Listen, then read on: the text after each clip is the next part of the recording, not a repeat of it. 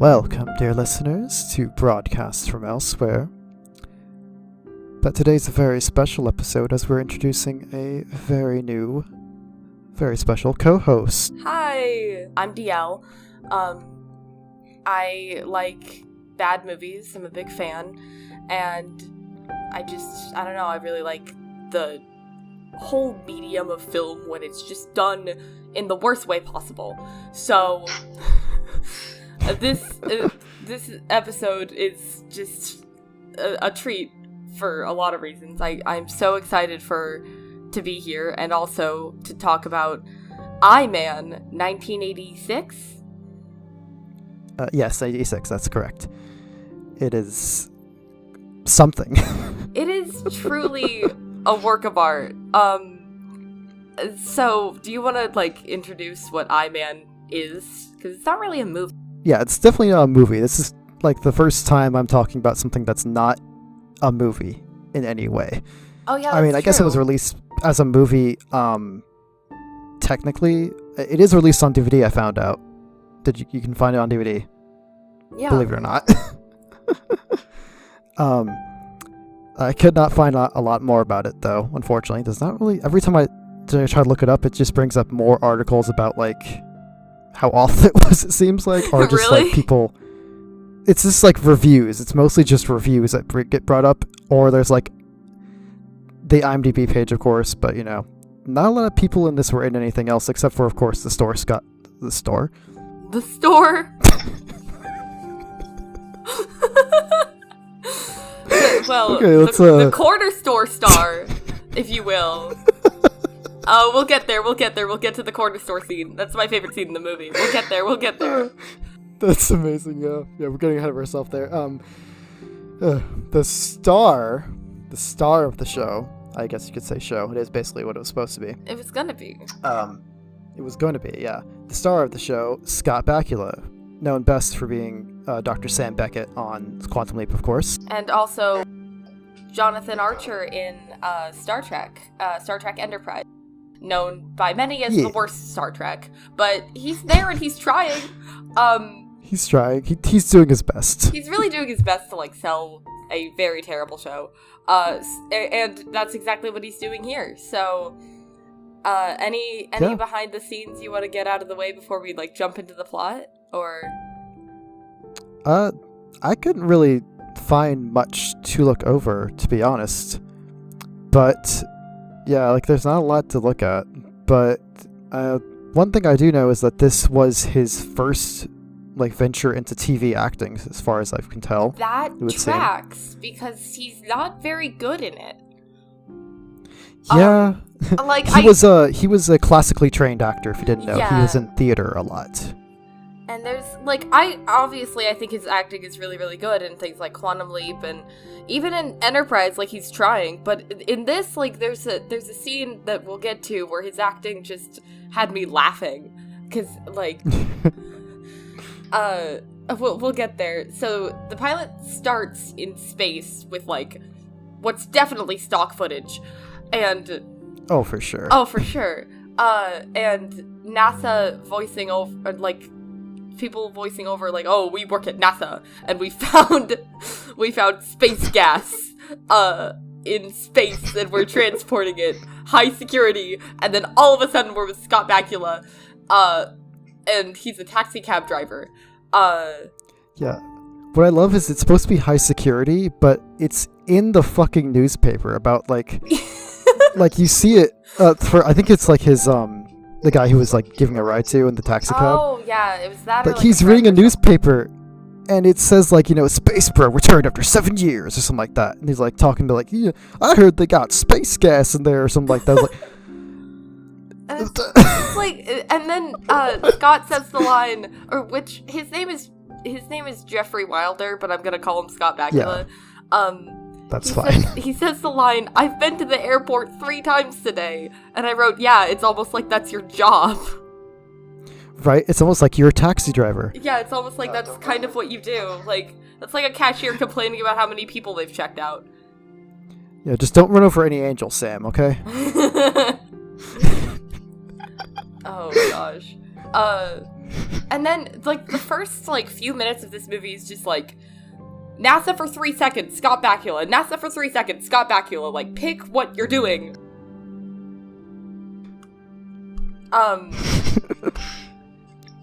Yeah, and then he's like, he's trying so hard to get this like, one chick for some reason. Oh yeah, with his taxi cab. Like that was like because he was gonna quit for the day, and then he's like, "Oh, look, there's a lovely lady that needs a taxi cab. I'm gonna go, pick her up," and gets thwarted by that fucking old man. Yeah, kind of funny actually. Sleazy and stupid, but kind of funny. But I don't even know what they were going for there. Like, is he supposed to be, like, a ladies' man? Because he's more of just, like, I guess just kind of, like, a boy fail. Like, that's the best way to describe his character. I feel like he wants to be, because, like, if you remember later on in the movie, he's, like, trying to get with his coworker. His love interest, yeah. Well, not just the girl from the like secret agency or whatever, but like there's a girl at the taxi cab agency also. Oh yeah, he does. Yeah, and that doesn't really go anywhere. And he's like, well, I guess I'll go for the brunette girl, I guess. So we go back to NASA for like 3 seconds, and they have like the NASA space canister, and then we go right back to Scott like picking up his kid for football in his entirely wood paneled car. Yeah. Come on, you don't have a wooden car. They're all the rage, don't you know? It's like there's usually like you would expect like a strip of wood. The entire thing is like wood paneling. It's hilarious. Like I don't know if you noticed that or if like that's weird to. No, I didn't. I guess I should have. This is why I'm glad there's two of us, because now we have like twice the bonkers. Because there's so much to observe in this. Like I feel like everybody will have like a different weird observation about this thing. It's incredible. Yeah, it's great to have someone to bounce off all these kind of things, honestly. So yeah, thank you. Let's see. Yeah, no problem. While he's at his football game, the kids' football game, his name is Eric, by the way. Oh, I don't know if that was like. I did not get that, so I that one took me a minute. That took me a minute on there as well, so don't worry. Anyways, Eric's game, like he gets it right as it ends. Like, immediately it ends as soon as he arrives. Father of the Year, clearly. Yeah. But out of fucking nowhere, this guy just starts driving like a fucking maniac, like right next to the football field. In my notes I just put, a sudden GTA driver spawned in. I wrote, glad they hired the most incompetent drivers ever to work at fucking NASA. For real. Because, like, yeah, this random ass dude in like a sports car or whatever just runs this NASA driver off the road because you take the shortcut through town right by the high school to, drop off the space gas, yeah. I guess. I don't know about high school. This kid's clearly like 10, but yeah, you're right. He's more like middle school, if anything.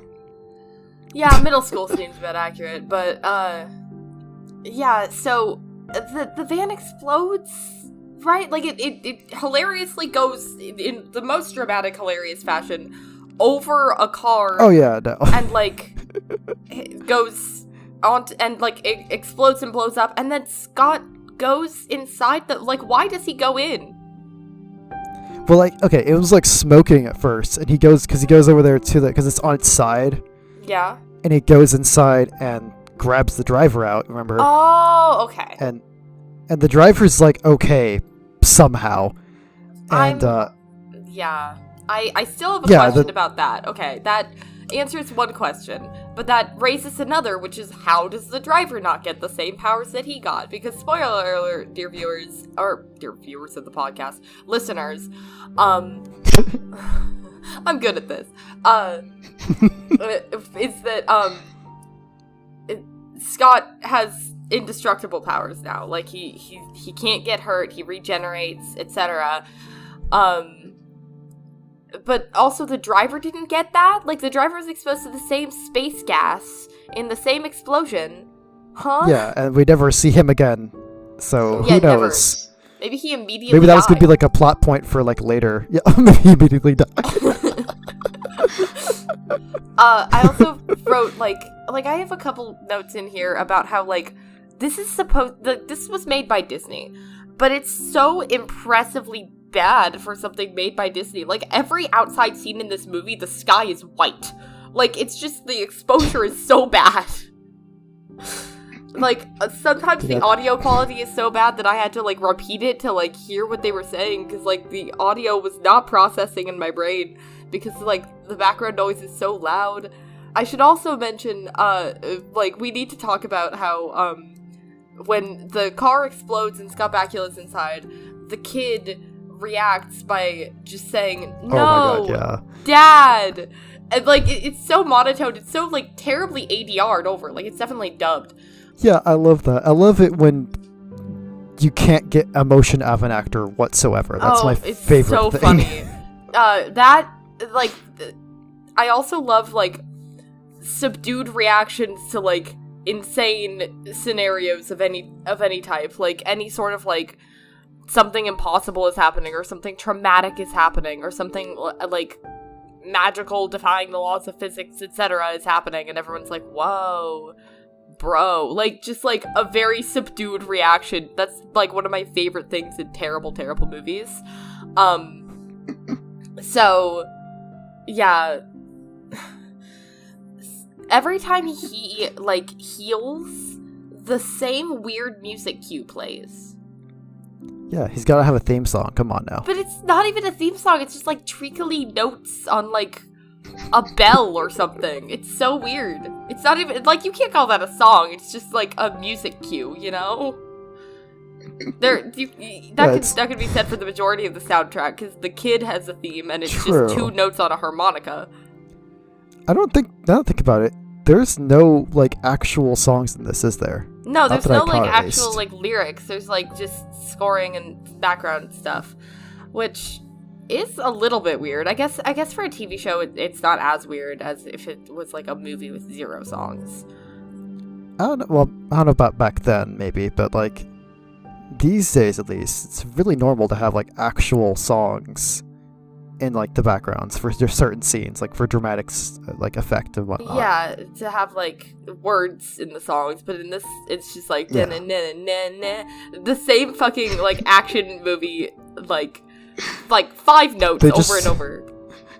They just got, like, they got into, like, the stock music library and just was like, action theme, here we go. Oh, but they couldn't find one for the kid theme, so they got a harmonica, and they just got drunk, and they were just like, they did 2 notes and called it a day. It's like, so hey, funny. Steve, you know how to play the harmonica, right? Yeah, it's like, great, get up here. If you're listening to this and you have not seen the movie, watch, like, at least, like, I don't have a timestamp, but, like, find a part where, like, later in the movie, probably, where the kid is, like, dicking around doing nothing, and you'll hear, like, the just, like, over and over and over. It's so funny. So I just wanted to talk about the music in this movie real quick. So, oh no, please, yes, I love random tangents, as long as they're, related. They are related, yes. Which they are. So now he's in the hospital because he just blew up. Right. And, like, he just kind of, like, he immediately heals. Nobody's like, what the fuck? Everyone's just kind of like, yeah, okay. He, like, tries to walk out, and they're like, can you not? And he's like, bye. Yeah, the thing I love about that scene the most is just the receptionist gets the call, like, stop the man in the burned up jacket, basically, from walking out the door, and she's just like, oh, no, sir, stop, and then, like, he doesn't give a shit and walks by. Yeah. And she gets the guard, like, oh, guard, go get him, go get that man, and the guard just calmly walks out the door, looks around, shrugs, and is like, no. Yeah. Like, he doesn't even try. Yeah. So the guard was like, I don't get paid enough for this bullshit, man. Right. So he goes home. He's shirtless. He opens his fridge. You had something we start out with him in the shower because we gotta have our steamy Scott Bakula scene, I guess. For all the Elson Prigglers in the audience. All of the, like, yeah, all of the one YouTuber who has shown an interest in Scott Bakula. Yeah. So we start with that, and his son comes home, and he goes to the fridge to, like, I guess make food for him, and all he has in his fridge is milk and onions. You know, the thing every bachelor has, obviously, just milk and onions. You gotta pour yourself a bowl of onions for your cereal. Even if you live alone. That's, like, really concerning. But, like, he has a kid, too. Like, what the fuck are you doing, man? Like, I guess it's just, like, a men can't cook joke or something. But, like... I guess, but, like, I mean, I like to think I can cook pretty well, personally. Yeah, it's a stupid trope. It's a really stupid trope, but... It really is. But also, like, even if you can't cook, that doesn't mean you don't have food. Yeah, like, have, like microwave food or something, like... Or, yeah, like, shredded cheese. If you had a freezer for, like, Hungry Man dinners or something like that, that'd be fine. Yeah, there you go. At least it's food. At least it's food. At least it's not milk and an onion. Cereal or whatever. You know, you take an onion, you chop it up, you cry... You pour the milk over it. Are you saying that you this man can fry anything? Then you cry anything? More. I highly doubt this man can fry anything. Other than his own brain cells. This is a boy fail if I've ever seen one. For real. Oh yeah, also, he has the TV on while he's showering, and the other, like, in the bathroom, the TV is on. No, his kid is just do, like, a wide the shot. News. Yeah, he's like No, because his kid wasn't home yet. His kid was at the door. He had to let him in. The TV was just playing in the living room. Well, we needed it for the exposition that, like, he's on the news now for walking out of the hospital after healing. And, like... We've upgraded from Exposition Radio to Exposition News. Yeah. Getting an upgrade. It's the 21st century. Or, no, it's not. It's... Well, it is now, but it wasn't. It is now, but it was only the 20th back then. Yeah. Anywho... Oh, and then we have my favorite scene that I mentioned earlier. He goes to the corner store. Oh yeah, because he has to go to the corner store to get something that isn't milk and onions. Because he has no food. So he goes to the corner... But all he gets is a bullet. He doesn't get any food from the corner store. He just gets a bullet in the fucking chest. Because he opens the... This is the funniest scene in the movie. Like, in my personal opinion. By a long shot. Like, it's... Like, there are some other really, really funny scenes. But this is... I guess I shouldn't call it a movie, it's a pilot, but whatever. It's movie length. Anywho, he opens the door to the corner store, which is definitely, like, a house. Like, the outside of it looks like the outside of a house. It looks like a house. It's a house. Yeah, for sure. And he opens the door to the corner store, and it's, and we see the inside, and it's like the cashier, is facing away from a robber. There's a robber behind the cashier it's such a weird layout. There's like there's the cash register at like a 90-degree angle to the front of the store where the camera is. There's the cashier who is facing the camera, facing away from the robber who is going through all of that and going through the cash register. And the robber turns towards the camera, towards Scott Bakula, and the cashier puts his arms in the air and does like a 90-degree perfect turn, so that just very calmly, just slowly turns so that the robber can shoot Scott Bakula. It's really funny. Yeah, because he opens the door, it's like, he's, hi, Eleni, and he just, BAM! Boom, yeah. Immediately gets shot. Immediately. And then the robber is like all apologetic and everything. Like, yeah, oh my god, like, sorry, I'm so sir, sorry, I didn't sir. mean to do it. Sorry, sir. Like, what were you did? Like, you stared at him and shot him. This wasn't an accident. But it's okay. It's okay because the bullet disappears. He watches the bullet disappear, and then later on he'll be like, I don't have powers. It was just a blank. And then the internal security guys who happen to be standing like 3 feet away, I guess. Yeah. Well, they did show them like come to his apartment. Okay. But they certainly got there faster because like he leaves, he runs out, and he runs into them like before he goes to the corner store. He sees them. He's like, he doesn't like say anything, but you know, you see like the two men walking up in suits, and they knock on his door and everything. But like, then suddenly, 2 minutes later, there they are, right there, at the corner store with him. Yeah. So I don't know. They got teleporting or some shit probably. They got. They're government agents. They can afford it. Yeah, they can afford teleporting, the thing that exists. I mean, this you know what? No, this is a movie where Scott Bakula is indestructible, so anything goes. Yeah, because of the space gas that he had. Space gas. Which. So speaking of which, that's what they're speaking of.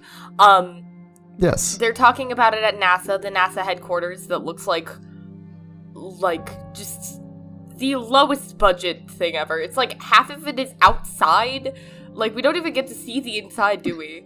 I don't know. It's not very good. Well, we do get to see the inside the lab portion at least. I know that much. We do. Because remember, we see him like running on the treadmill. Yes, shirtless again for the apparently, second time in like 15 fucking minutes. Gotta get as much of that hairy chest on there as possible, Yes. I don't know. Neither of us is attracted to men, so neither of us really has a say in this, but... yeah, that was probably... Oh, well. Anyway. Should have gotten a straight girl for this one. Oops. Anywho. Right. Oopsie. But the scientist guy, like lab technician, whatever the fuck he's supposed to be, is explaining like his powers like to these other NASA officials. And the thing I wanted to point out was that he mentions that Scott's cells are constantly regenerating. Yes. Which is cancer. That's true. That's cancer. He has cancer. They gave him super cancer, is what it sounds like. That is exactly what that is. Like, that's just what that is, yeah. Yeah, that's literally what that is. Oops. I like how... Gave you super cancer. I like how, and the lady scientist, what's the lady scientist's name? Did you catch what her name was? Is it the one he teams up with later? Yeah, he teams up with, she's like his love interest. Karen. Her name is Karen. Okay, so, Karen is like, so when the NASA scientist guy is like, he's developed the ability to instantly regenerate, her response is, wow, sounds interesting. Like, it's like a non-reaction, like, oh, that's cool. Like, it's kind of like the reaction you give to a guy who's, like, been going on for, like, a long time, and you're just like, wow, cool story, bro. Like, it's just not the reaction you give to somebody having powers now. Like, right, what? like, you would expect, like, some kind of, like, over-the-top being like, huh? Or like, what? holy shit. Or like, something, or something. But no. I don't know. I guess it's a Disney pilot, they can't cuss, but, like, say something, man. Anyway. I mean, I don't know. It's a Disney pilot where you can also show, like, a man getting shot several times. But, it's fine. So, then Scott Bakula has the scene that I was talking about where he, like, tries to act, and it's not very good. It's endearingly bad, but it's not good yet. Oh, yeah, where they're trying to offer him the government job, and he's right? like, I'm just gonna keep on regenerating. I'm never gonna die. Oh, yeah, because he doesn't even say it, like, with, like, how you said it was actual emotion. He was more like, I'm never gonna die. Yeah. It's like, that's it. That was it. Yeah. It was kind of like a I don't know what he was going for. I think he was trying to be, like, wistful, or, like, whatever you want to call it. Like, where you're... Like, really letting it sink in, the realization. But it was more just, like, stating it like if it was a fact. And also, like, I think he would eventually die, especially since we find out he has a weakness later. Is he, like, is he also immortal? Like, is he also completely ageless? Like, I don't get it. I mean, the other thing is that the guy, the lab technician dude, like, brings up the fact that he apparently grew back his appendix, which he got out, like, years before or whatever. So, like, it's not just that he's regenerating things that he's just barely, like, lost. Like, like, he's just regenerating everything in his body. Yeah, so his body was like, oh, I'm supposed to have one of those. Even though appendixes are completely fucking useless, you know? Yeah, basically. Like, I think there's, like, some use for, like, storing bacteria, but, like, you can absolutely live without an appendix, so, like, I don't fucking know. Yeah, especially because, like, if they burst, you're dead, basically, Yeah. if you don't get it removed immediately Exactly. after that. Well, and also the NASA people are, like, trying to offer him the job, and they're like, we're going to protect you, and I'm like, what? Protected from what? He's indestructible. We've been over this. Like, what protection does he need? He's fine. Like, I guess maybe they thought they could get him before, like, some evil dude got him or some shit. yeah. I mean, I guess he technically could get, like, kidnapped and, like, tortured indefinitely. But, Lord. Okay. So, then we get some soldiers loading a thing onto a train in an Air Force base, and then the train disappears. And then, like, this part of the pilot was a little, like, confusing, and then we get an explanation of what was happening with the train. Oh, I'm glad it was confusing for you too. Okay, I was like, was I just No, it really was, because, like, in my notes, I was like, because it showed, like, a week later in Colorado is what it shows, like, on the screen. And then it just has, like, military shit, so I just put in the notes, military stuff is happening. Yeah. Because I have no fucking clue what was going on. Okay. I'm so glad it was confusing for you too, because I was like, I at the same time, I was like, I kind of hope he knows what's going on here, because I got nothing. Like I do now, because they explain it later. Yeah, they explain it later, like, but it's like, huh? In the moment, I was just like, oh, we're watching army dudes transport a tank for some reason, I guess, now. So they load something onto a train, and then the train disappears, and they're like, where'd the train go? Oh no! And then Scott is back trying to get the taxi girl from earlier in the movie? Yeah, so he had it's a coworker who I don't think was established before this moment. But she's apparently, like, she's another, like, fellow driver for, like, his taxi agency or whatever. You would think that, like, co-workers in a taxi cab agency wouldn't really interact that much. You would think not, yeah. But I don't know. I don't really know much about the taxi industry, so who knows? All I know is that, like, my dad was an Uber driver, but, like, I guess that's kind of different. Yeah, because, like, for taxi drivers, they have to go to, like, the garage, like, the taxi garage, and, like, pick up their cab, you know, and everything. Drop it off when they leave. But yeah, so he like, asks her on a date, which apparently he's done several times, because she mentions that he stood her up the last time. Yeah. And he's about to do it again. So, like, I think he wants to be a ladies' man, but he's just kind of a boy fail. I feel like, Scott tends to be like that in his stuff, because I know you told me before in Enterprise he's kind of a horny mess. Yeah. And well, everybody is in that show, honestly. Everybody. Literally, like, none of the characters. And just think about, like, for real. And just think about, like, in Quantum Leap, how many times you've seen him make out with a woman. Yeah. He's just, like, yeah. Like, he never goes, like, to, like, third base or anything with them, but, like... Well, except for that one he time. always is making out with them. Yeah, true. Well, actually, there's a second time, but you haven't gotten there yet. Yeah. Unfortunately, there is no foreigner sex scenes in I-Man. I-Man, but... I know, hard to believe in this Disney pilot. Yeah. At one point in this... Or at one point, like, in this scene, the taxi cab lady almost hits him, and I for a second thought she was gonna hit him. Because, and I was like, and then he says, what are you trying to do, run me over? And I wrote, yeah, it's not like that would do anything. Right? Like, for real, you just get back up and, like, stretch or something. This movie tends to have, like, a pretty low grasp on the concept that he's indestructible, especially for a movie centered around him being indestructible. It's almost like the I stands for indestructible. Not that the movie will tell you that. Not that the movie ever calls him indestructible man or I man. Well, at one point, one of the NASA guys is like, you're an indestructible man. And Scott Bakula is like, bye. Like... Yeah. Because that was the only thing that makes me think that must be what it means. Because otherwise, what the fuck is an I-Man? Yeah, well, we get, like, the 60s style, like, almost like an old, like, Star Trek style intro of, like,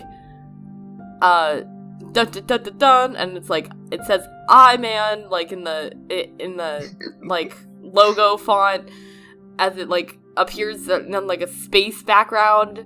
It's so cheesy and corny.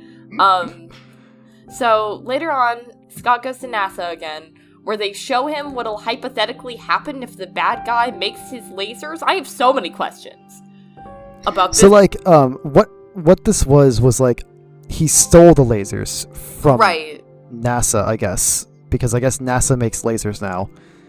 Because, sure. NASA also controls this whole thing. This seems like an army thing, or like a military situation. Right. Yeah, for real. This seems like a whole military thing. Like, okay. Like, I know the internal security guys got him earlier, but they also were working with NASA on this project, so it's like, this is still a NASA thing, it feels like. Yeah. Because, NASA's the one who comes to get him from his work, which is why he ends up standing up that girl again. And then he goes back to that place and they show him, like, oh, here's these lasers we developed that are, like, they cause massive destruction and all this stuff, and they try to explain how it works, but it doesn't really make that much sense. They say it's like, oh, they get so hot and they need like liquid helium to cool them, and it's like, that is not important at all, by the way. Yeah, so liquid helium is like, it is scientifically true that liquid helium is the coldest liquid ever, or like that's physically possible as far as we know, but cooling something with liquid helium would break it.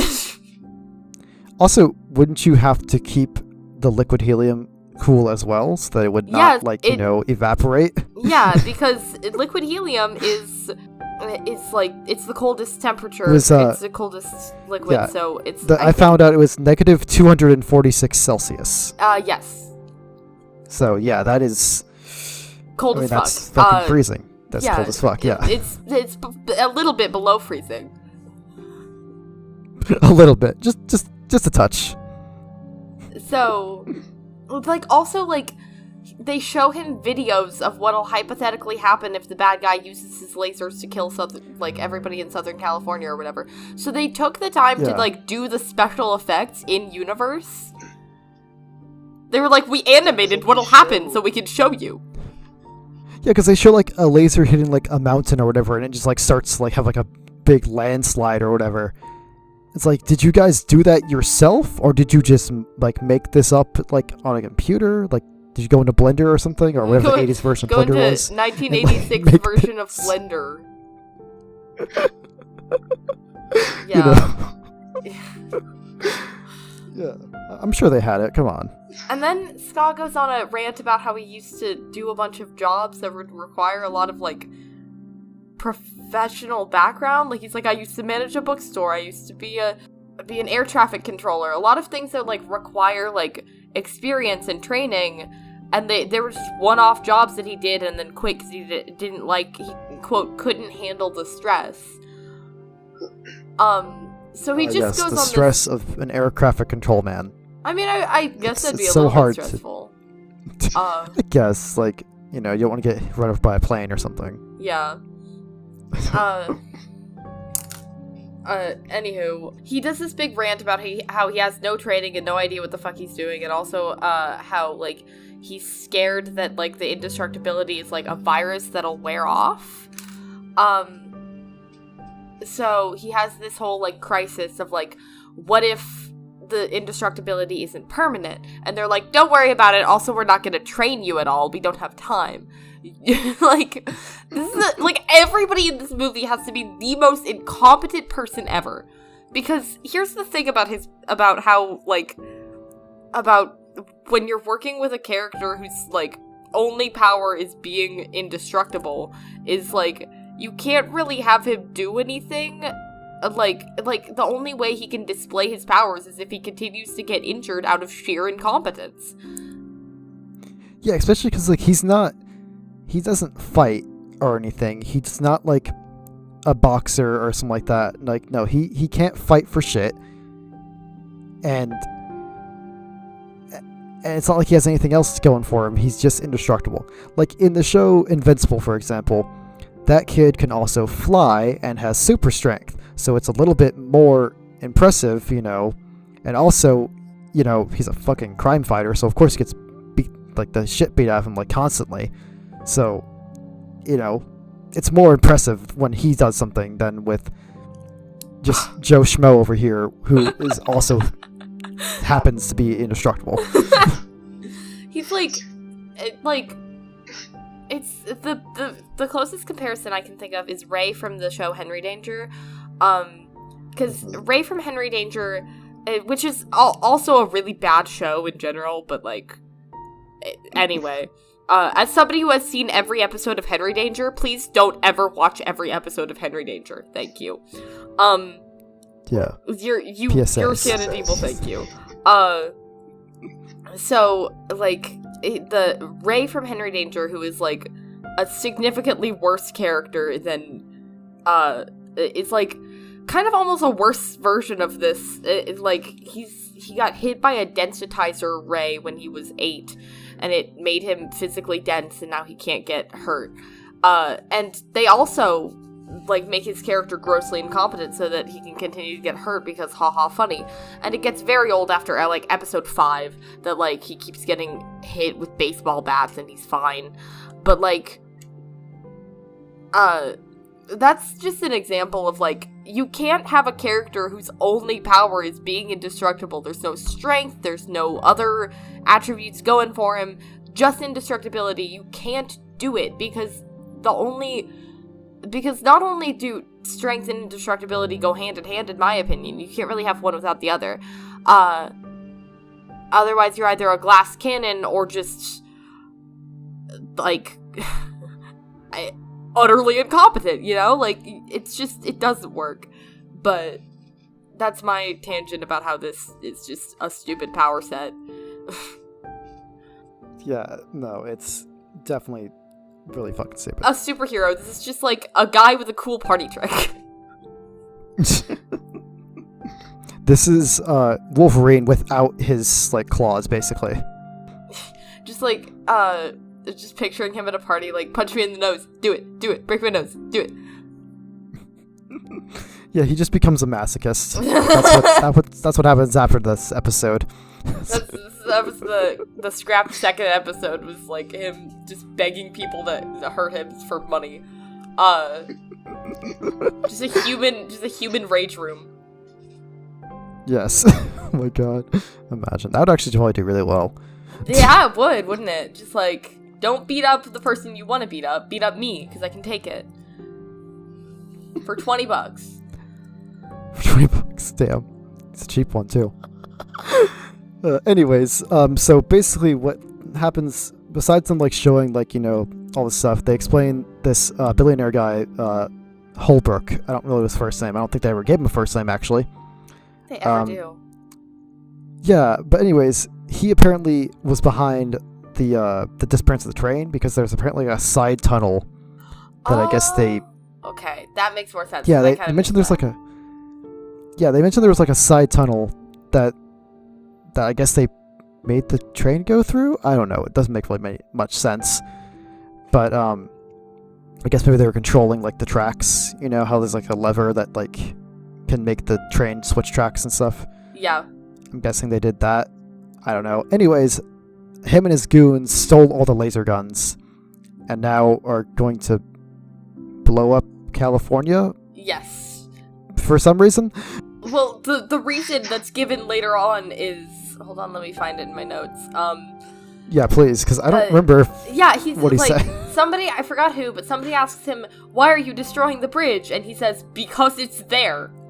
Oh, that's right, because he wants to blow up the Golden Gate Bridge or something. Well, yeah, because that's the standard villain plan, the standard, like, bad guy villain plan. The Golden Gate Bridge is always in danger. So, yeah, we gotta blow it up. So, we're back with Scott in his house, or shitty apartment, or whatever, with his kid. And this is where we find out the kid also has powers. The same powers. Some fucking how. I forget how, but he, like, breaks a glass somehow. Yeah, and we hear the kid, like, cuts his hand. Yeah, we hear the standard stock music. Yeah. the music cue. Yeah. But yeah, so he gets a cut on his hand, Eric does, and it just, you know, seals up on its own. Because I guess he also has powers despite not being nearly as close to the explosion or to the gas at all. Because Yeah. Scott went in to get like the canister, because like the guy in the van like is like the canister as he's like dying or whatever, and so he leaps into it and he's like I guess he's gonna try to get the canister free, but the canister's already like leaking every fucking where, so it's like Leaps into it? it's a lost Sorry. cause. Yeah, he quantum leaps into it. No. Next episode, Sam's a canister now. Deal with it. So, Scott has to, like, go on this, like, business trip thing he's like, I have to go on a business trip to save California, and the kid is like, well, I have powers too, so I'm just gonna stow away in the back of his truck. So, the kid stows away in the back of, Scott Bakula's, wooden panel van, and they meet up, or just Scott meets up with a guy named Murphy at a ranch, who is, like, 7 feet tall, or like either he's 7 feet tall or they shot this scene in a way to make you think he's 7 feet tall, because every camera angle they have is like Scott just looks tiny compared to this guy, and Listen, I can't figure out why. Murphy just really likes to wear heels, okay? This like buff burly lumberjack looking guy. I mean, more power to him, honestly. Yeah, come on, he can slay in some heels, I bet. More power to him, like I said. But Murphy just absolutely hates Scott, and Scott drinks...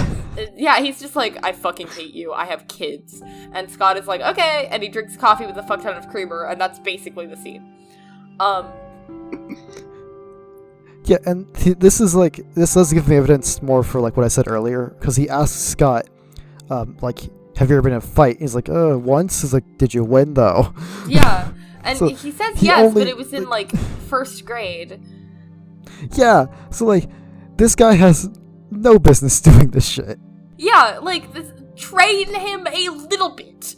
Teach him how to throw a Right. punch. Like, it can't take you that long. You had him run on a treadmill for several hours, but you can't teach him how to throw a punch? Come on now. Right, like, at least, like, in Quantum Leap, he has, like, I think he has, like, Taekwondo training or some shit like that. Well, yeah, he has, like, He has every some bit kind of training. martial arts training, I remember that. So, Listen, like, as much as I love Quantum Leap, Sam is a bit of a Gary Stew. And I was gonna say that. That's... I've been thinking that for a long time. It's like, I love this character, I love this show, but he's definitely a Gary Stu. he's good at everything. But yeah, so Eric stows away on the plane as well, because they have like a biplane that they get on to fly to California, because they have their own like private plane, you know, NASA planes. Sure. They go hand in hand. I mean, I guess. I guess it does work, but they do also mention about, before they actually fly off, I want to mention, Holbrook has a fucking castle, and they mentioned that, Karen mentions, that he apparently flew over the castle like brick by brick and had it reassembled in California. Yeah, I had that in my notes too. That's absurd. Because, like, I get it, he's a billionaire. Yeah. But, what? Like, that's such an absurd thing to do. That feels with like that a much lot money. of time. Yeah. Yeah, it just feels like a lot of time to waste, too. Like, because, like, I guess he just would have to, like, rent out a hotel or some shit for a while until he actually gets the castle built. Not much time. He's like 82. Like. Yeah. So, I did not call her Karen in my notes. I completely did not get her name. But I wrote, I'm glad the lady is semi-competent because Scott certainly isn't. Yeah. We gotta have somebody to balance it out. Yeah, we have somebody who has a brain cell. So, this is also where we find out that the space gas gives him total recall. Like, it gives him perfect Total memory. recall? It gives him perfect memory. Oh. I did not catch that, so I'm glad you did. Yeah, he gets perfect memory from it. And then it comes back later, because, like, she asks him to remember something. Like, okay, so in this scene, basically, he's like, he remembers something perfectly, and she's like, well, how'd you remember that? And he's like, oh, I've had perfect memory since the accident. I can remember everything. I remember what you were wearing the first time I met you. Your hair was down, or your hair was up, but it looks much better down, etc. And he just goes on a big tangent about, like, remembering all this stuff, and she's like, oh, that's gonna be useful. And then later on, she's like, hey, do you remember that thing? And he's like, oh, no. So even it's he's so incompetent. they couldn't even that get his with own perfect powers memory. correct. Wow. They can't even get his powers right in this movie. Fuck. What a dumbass. Then there's like a fake out death, which is so dumb. Yeah, so they do like this thing. So in order to get to the castle quietly, they were like, oh, we're gonna turn off the engine and we're gonna glide the rest of the way there. And this is like at the dead of night, so it's it's like pitch black outside. And then Scott suddenly just starts like breathing heavy. He's like, I can't breathe, and all this stuff. So they had to like emergency land the plane. And you can see Erica struggling too because also has powers. Yeah. And we flash over to like the lab for a second so they can tell us what's going on. And they show that they had like some samples of his cells. And apparently the one they put in the freezer in the dark died. So this is proof that he can die if he's in the dark, which raises some questions. It's been like a week. Like, how is he sleeping? Yeah, it's been a week. A full week, and he hasn't at any point been in a room of total darkness at any point. So there's always been a little bit of light somewhere, which I find a little hard to believe. Like, that's a little bit of a stretch to me. But okay.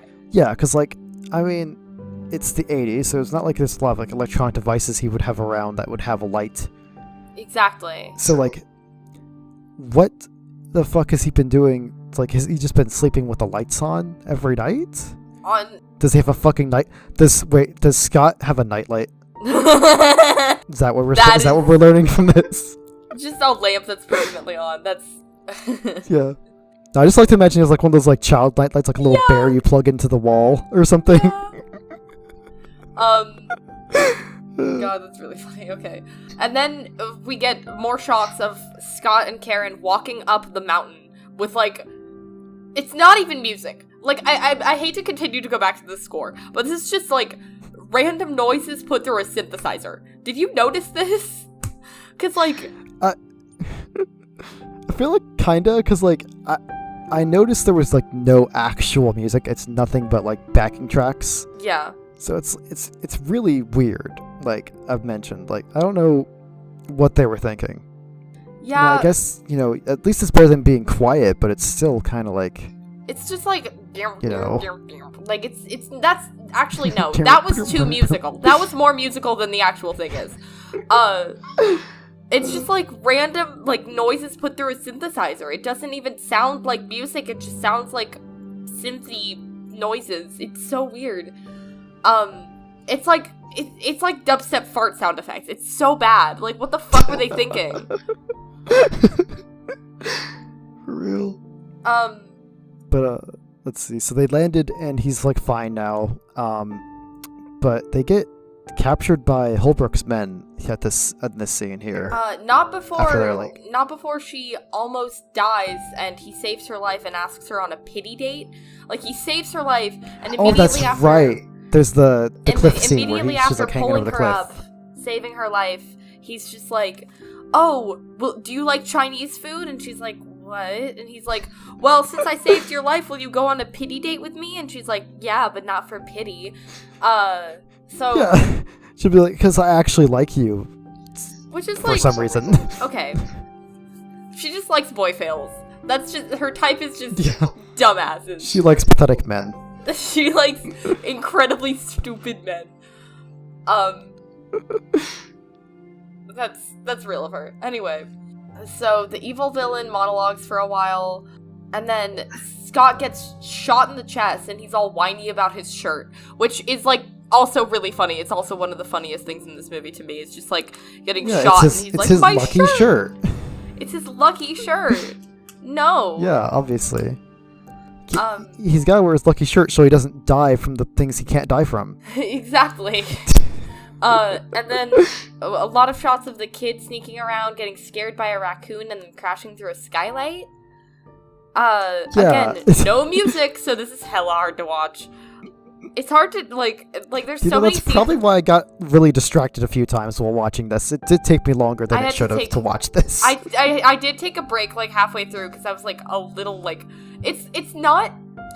like, this is really funny bad, but it's also, like, at the same time, it's kind of, like, not a very beginner so bad it's good movie, I guess? Like, I don't think I'd recommend this to a lot of people. There's moments of, like, just quiet because, like, the non-music of it all. Yeah. And, like, also just parts where it's just, like, kind of boring because it's just people, like, just talking to each other. Yeah. And that's probably why I didn't catch the thing about, like, the memory thing, because I was just like, they're just talking to each other and it's like, okay, yeah, she's a love interest, I get it. Yeah. Shut up.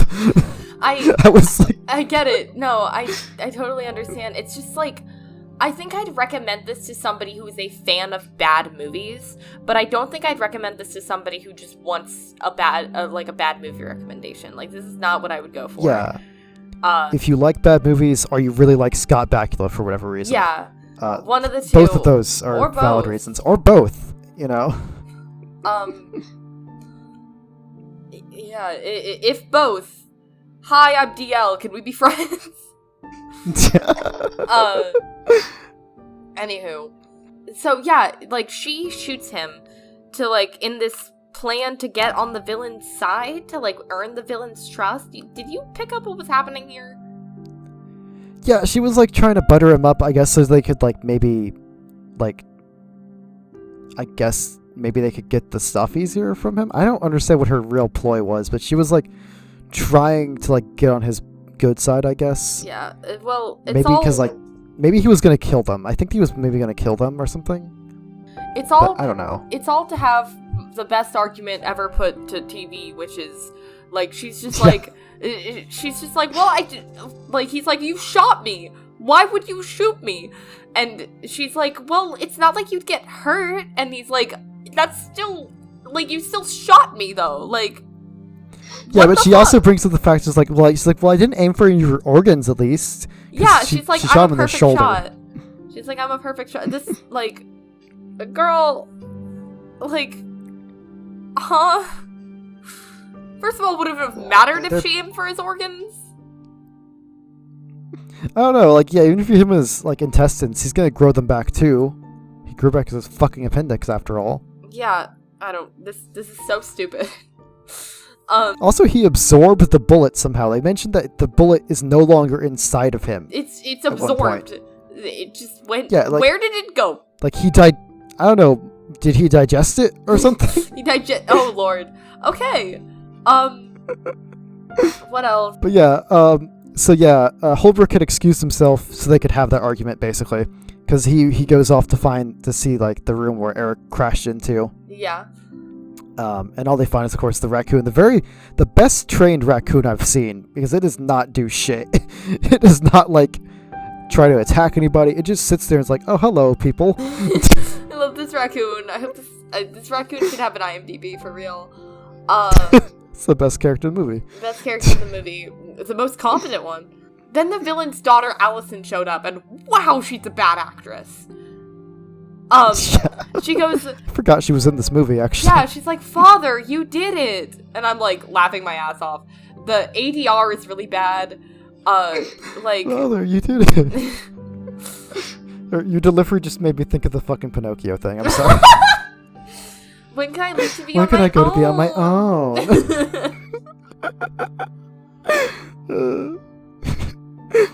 But yeah, no, she congratulates him because he got $10 billion from someone. Apparently. You know, I guess when you he had randomly like a get ransom $10 billion out from someone and you're like kind of happy about it. They're just like, she's just like, oh my god, you got $10 billion from these people. And like, I'm guessing it was like a government ransom or something. And then he's like, immediately like, oh yes, $10 billion. I'm gonna blow up the bridge now. And then, yeah. And then I wrote, like, this is the part where they say, why are you destroying the bridge? Because it's there. So this is when I wrote, not much happens for a while, aside from Allison trying to seduce Scott. She has one hell of a mullet, by the way. I don't know if you caught this. Like, when she's trying to seduce him, and, like, there's this weird, like, forced conflict that never comes back, where, like, Karen sees Allison flirting with Scott. Karen walks in and is like, oh, I thought we had something. But, like, that never really comes back. But, like, Allison has a mullet of epic 80s proportions that just, wow. It is the 80s thing of all time. It's incredible. It really dates the show, or movie, whatever the fuck it is. Whatever the hell is going on. But not much really happens for a while. Scott gets his nose broken, and then it heals. They go into an elevator, and it's really dark in there, and then Scott is like, he literally says the line, "so weak," and it's so melodramatic. Oh yeah, something I wanted to bring up here is, okay, so they go into the elevator, right? Yeah. To escape from the goons. And he, like, rips out the power cords so that they don't, like, you know, so that they stop the elevator and they can't get caught. Right. Which, of course, yeah, causes that scene you just mentioned where he's like, oh, I'm so weak. Yeah. But then, despite it having its power cut from it, and having, like, no, like, cords, the cords are all fucked up. Right. The kid is able to remotely turn it back on somehow. Wait, yeah, you're right. Okay, That feels like a continuity error. Yeah. They get out of there. The guards, by the way, have laser guns. Yeah, everyone has laser guns because the billionaires stole, like, their cache of, like, laser guns, I guess. Yeah. Oh Which, my god. how many do they make? I love the laser guns so much. The laser guns are hilarious. They are. So Scott just, like, the kid and Karen, like, have to, like, hold him up because he's stumbling like a drunk guy. And then they go to the roof. They're like, oh no, we need to escape from the bad guys. Let's go to the roof. Yeah. So they go through, like, one of the towers on the castle. Yeah, because, again, this is a fucking castle. In California. In California. God, I love this movie. So the kid, like, goes down on a rope. He, like, spelunks down the side of the castle on a rope, and the lady does the same. And then all the like bad guy guards are, like, closing in on him, and Scott Bakula doesn't have a lot of time. So what does he do? He just jumps off the roof and screams on the way down. It's really funny. And then he just hits the ground. And just smiles like a goofball up at his love interest and just runs away. And that was the moment she knew she was in love with him.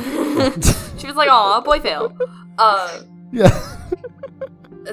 They also, they escape through, like, an electric fence. And he has to, like, hold the electric fence open. Did you notice what this effect kind of looked a little bit like? Yeah, the effect looks exactly like he's, like the effect whenever he leaps at the end of an episode. In Quantum Leap. Yeah. It looks exactly like that, and I was like, what is happening right now? He's about to leap. This is just a bad leap, guys. That's what this is. This whole thing was just a bad leap. That was the actual Christian God who is apparently in charge of him leaping, trying to pull him back. I love Quantum Leap so much. Okay. Before we get too off topic about Quantum Leap,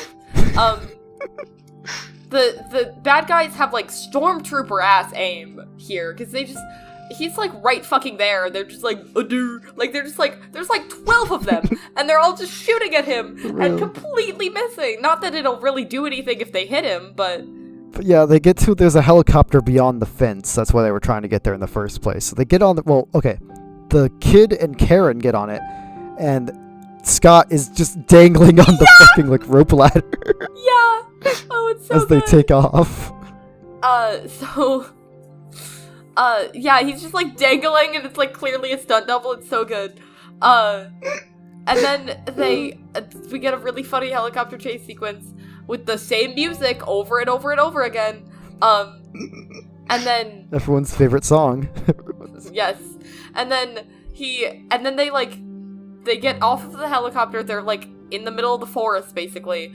And they're like, oh no, we only have 3 to get to this truck. We only have till 3 p.m. We'll never make it. A world-class runner couldn't make it. And Scott Bakula's like, well, I have infinite endurance. Like, I never have to take a break. I can just keep running and never run out of stamina. So I'll just run for it. This is another great scene of 2 minutes. Yeah, this was my favorite thing. I was like, cue the worst running scene ever. Because this is your favorite scene in the movie? Pretty much, because he is not, like, he's not even trying to run fast. It looks like he's going out for a mild jog. Yeah, he's, like, running around aimlessly, too. It looks like he's just, like, running in circles. It's just different, like, shots of him just, like, running around, and then, like, in some of the shots, he'll stop and, like, wait for the camera to stop roll. It's so funny. And then, like, halfway through this 2-minute long scene, it just, like, halfway through it, it just starts, like, overlaying, like, there's, like, low opacity footage of, like, a close-up of him running over the wide shot of him running. Yeah. Yeah, because it does, like, it shows, like, the faded, like, view of his face over his face while he's running. It's so stupid. It's so dumb. Then, he steals a truck in a very hilarious scene.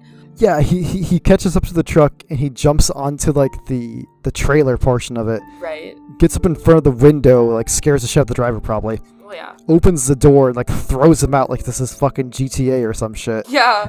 Gets in the truck. It's amazing. The second GTA parallel in the Scott Bakula Disney pilot. Yeah, like, Jesus, okay. And then I wrote, the dead fucking silence as the truck plummets down the cliff. Because, like, the truck goes off the cliff. Oh, yeah. And I'm getting Heavenly Kid flashbacks. I noticed that, too, because I was like, I wrote in there, what is it? Truck goes over the cliff in the quietest way possible. Yeah, it's just dead silence. It's almost funnier than if there were music, because, like, no music you could play would, like, make that funnier, because it's so just, like, just dead silence. And it goes on for a good, like, moment, too. Like, yeah, it goes on for it takes a while. It takes a while, yeah. And then I wrote, so then there's, like, a fake-out death again, because, like, oh, maybe it's dark at the bottom of the ocean, but he's fine. And I wrote, he's alive! Wow, it's almost as if he can't die. Yeah, because they lift him up, because Murphy appears again for some reason. And lifts him up out of the ocean with a crane that I guess they just had. What the fuck is Murphy's deal, even? I don't know. Is he, like, part of the government, too? Because he was at a ranch with a bunch of cows. Yeah. The ranch where you keep your government plane, you know? Yes. And then we get a callback to the light coffee joke from earlier, where he, like, likes his coffee with a lot of creamer because he likes it light, which I think is a reference to, like, he doesn't like it, he likes it light because he'll die in the darkness, so he likes it light. Oh. That makes sense, actually. Yeah, that's what I think, but, like, I didn't catch on to that. Is but this I guess movie it makes capable sense. of being that subtle? It might be a coincidence. Who knows? Not this movie. This thing is a mess. I love it, though. And then we're at a restaurant, basically, and then the dog is in the restaurant? Sure. And we get, like, the dog is indestructible, too, and then the movie basically ends with, like, don't think about it too much. Yeah, because, like, it's kind of easy to miss, because the dog apparently ran away at one point, I think when the van exploded earlier. Okay. Or something. And it had, like, a thing around its head, like a bandage around its head, because I guess it had got injured or something. Yeah. And the government guy brings him back at the end of the movie to, I guess, say, like, hey, I found the dog, because I have connections, you know. Yeah. Whatever that means. Okay, sure. And he's the one who mentions, like, oh yeah, his ear is all healed up now for some reason. Sure. And that's how they figure out that he's indestructible, too. Because I guess everyone in the vicinity of that van has powers now, apparently. Like, so means, okay. Like, all those... does that mean all those kids and teachers that were... and, like, parents and everything that were at that football game, do they all have powers, too? That would be... Because that thing exploded in the... Yeah. I really wish this went to series. I really do. I genuinely, like... I wish it at least got maybe a season. At least one. Yeah. Because, like... I just want to know where they were going with this a little bit, same. at least. Like, I want to know what the goal was. Like, what the idea was behind this. I don't know. I don't have any more final thoughts really. Like this was a trip. Thank you for having me. Of course, and Dale here will be a regular on the show. Hopefully, it would seem. I plan to be. Their episodes. Excited for more, and yeah. Yeah. Let's see. Next time we are planning on doing Leprechaun up next. Yeah. Since St. Patrick's Day is right around the corner, I wanted to cover Leprechaun, which, if you don't know, is a little slasher film, more or less, about a leprechaun who kills people for stealing his gold. And I am kind of a newbie to the horror genre, and especially the slasher genre, so I'm excited. Yeah, I'm honestly excited to see what you have to say about it, because there will be other horror things we'll be covering here as well, of course, so, you know. But if you're ever uncomfortable watching a horror movie, just let me know, of course. Oh, yeah. no, I'll be okay, but thank you, though. Anywho. Anyways, I think that's everything we have to say here, so thank you all so much for watching. Do follow us on Spotify, and I am also thinking I will be posting these on YouTube soon, so hopefully that will work. If you have suggestions for the show, you can email them to me at broadcastfromelsewhere@gmail.com. And other than that, this is Enigma signing off, and This is DL signing off as well. all right. Y'all have a great rest of your day.